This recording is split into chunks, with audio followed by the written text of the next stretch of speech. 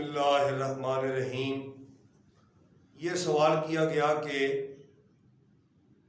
قربانی کے جانور میں اگر کسی بندے نے اپنے بچے کا عقیقہ کرنا ہے تو حصہ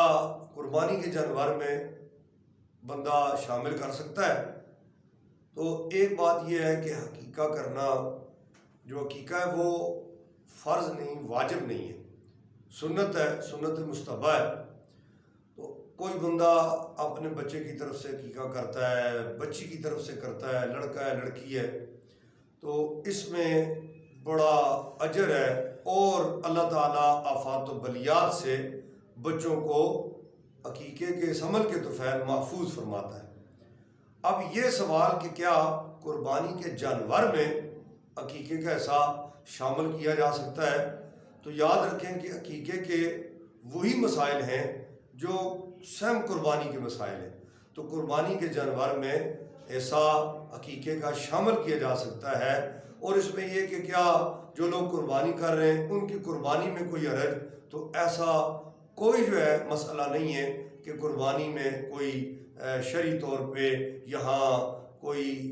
بات ایسی ہے کہ جس سے منع کیا گیا ہو یا قربانی میں کوئی خلل آتا ہو، ایسا نہیں ہے۔ قربانی میں بغیر کسی حیل و حجت کے عقیقے کا حصہ شامل کیا جا سکتا ہے۔ اب یہ بھی اس میں ایک سوال پوچھا گیا کہ جی دیکھیں، لڑکا ہے اس کی طرف سے کتنے حصے ہوں،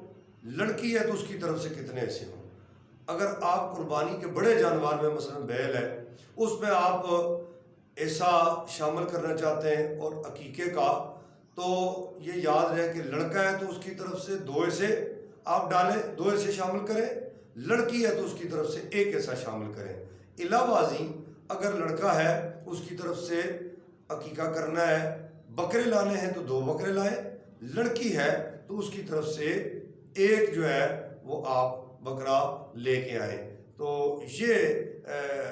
جو قربانی کے جانور میں ایسا شامل کرنے کے متعلق تھا، یعنی اس میں کوئی حرج نہیں ہے، شامل کیا جا سکتا ہے۔ اللہ تبارک و تعالی ہمیں